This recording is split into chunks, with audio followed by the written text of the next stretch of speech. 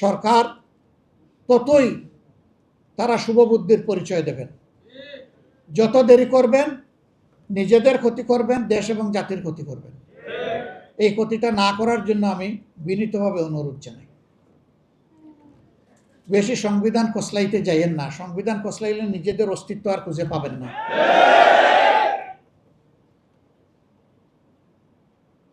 সংবিধানে অনেক কিছু আছে, এখনো হাত দিতে পারেন নাই। হাত দিতে পারবেন কিনা তাও জানি না। আমরা দেখতে চাই জনগণের রায়কে সরকার সম্মান করছে। আমরা এই দাবি পরিত্যক্ত ঘোষণা করব না ইনশাআল্লাহ। এই দাবি আদায় করার জন্য যা দরকার আমরা তাই করে যাব ইনশাআল্লাহ। সম্মানিত ভাইয়ের, আইন শৃঙ্খলা পরিস্থিতি ভালো নেই। সারা দেশেই দেখতে পাচ্ছেন সামাজিক নানাবিধ অপরাধ মাথা ছাড়া দিয়ে উঠেছে। খুন খারাপি, মাদক, চাঁদাবাজি, দুর্নীতি মারাত্মক আকার ধারণ করেছে। এমনকি সরকারি দলের একজন সংসদ সদস্য দাঁড়িয়ে বলছেন সংসদের ভিতরে যে মাদকের সবচেয়ে বড় চালান আসে স্বরাষ্ট্র মন্ত্রীর বাড়ির এলাকা দিয়ে। উনি সকল বিষয়ে এক্সপার্ট, উনার মন্ত্রণালয়ের উপরে উনি এক্সপার্ট নন কেন? আপনি সব বিষয় রাখেন, যার যার মন্ত্রণালয়ের দায়িত্ব তাদেরকে পালন করার সুযোগ দিন।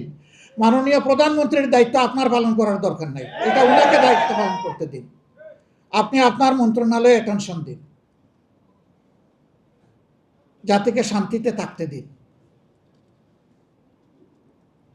সম্মানিত ভাইয়েরা, দেশে কোনো বিনিয়োগ হচ্ছে না, না দেশি না বিদেশি। কিভাবে হবে? ঘাটে ঘাটে ঘুষ, ঘাটে ঘাটে দুর্নীতি। কে আসবে এখানে বিনিয়োগ করতে?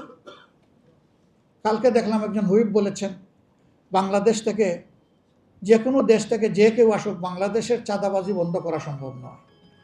মানে এটার মাধ্যমে চাঁদাবাজিকে এখন জাতীয়করণ করা হলো কিনা আল্লাহ জানে।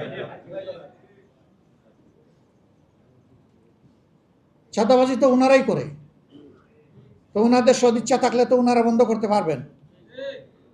সদিচ্ছা না থাকলে বন্ধ হবে কেমনে? কথা তো ঠিকই। আমরা সংসদে যখন বললাম যে এই 249 জন এমপি আমরা যদি অঙ্গীকার করি যে এই দেশে কোনো দুর্নীতি চলবে না, তাহলে দুর্নীতি কান ধরে বাংলাদেশ থেকে বিদায় নেবে। আমি দেখি যে আমার পিছনে বিরোধী দলের যারা, তারা টেবিল সাপড়াচ্ছেন, সামনে যারা, তারা দেখি হালকা বৃষ্টি হচ্ছে, ভারী বৃষ্টি হয় না। কেউ হাত নামাইয়া বসে আছেন, কেউ আলতো করে একটু। কেন? আমরা চাই না যে একটা দুর্নীতিমুক্ত বাংলাদেশ হোক? তো যদি এটা আমরা চাই, তাইলে আমরা কেন একসাথে আওয়াজ তুলতে পারলাম না যে ইনশাল্লাহ আমরা দুর্নীতির কান মলিয়ে বাংলাদেশ থেকে বিদায় করে দেব? বাংলাদেশ জামাতে ইসলামী ফিরিস্তাদের দল নয়, আমরা মানুষ, আমাদেরও ভুল ত্রুটি হয়। আমরা একটা কথা পরিষ্কার বলেছি যে অন্যায় আর জামাতে ইসলামী একসাথে চলে না। কিন্তু এর দ্বারা এটাও আমরা মিন করছি না যে আমরা কোনো অন্যায় করি না। আমরা মানুষ, আমাদের ভুল হয়, অন্যায় হয়, দোষ হয়, অপরাধ হয়। আমরা আহ্বান জানিয়েছি যারা দেশকে ভালোবাসেন, জাতিকে ভালোবাসেন, আমাদের অন্যায় অপরাধ দেখলে আমাদেরকে ধরে দিন। আমরা কথা দিচ্ছি আমরা সংশোধন করব ইনশাআল্লাহ। আমি সহকর্মীদেরকে বলবো, গায়ে যদি আপনার সাদা কাপড় থাকে আপনাকে যত্নশীল হতে হবে। সমাজের যে কথাটা আছে সাদা কাপড়ে দাগ লাগে, কথা ঠিক না? না, সাদা কাপড়ে কম লাগে, কিন্তু যা লাগে তা ভাসে। Very careful. নৈতিকতার প্রশ্নে জামাতে ইসলামীতে কোনো ছাড় নাই। আমরা চেষ্টা করব সংশোধন করার। যদি সহনীয় মাত্রার কোনো লঙ্ঘন হয়, আমরা চেষ্টা করব সংশোধন করে তাকে দায়িত্ব পালনের সুযোগ দেওয়ার।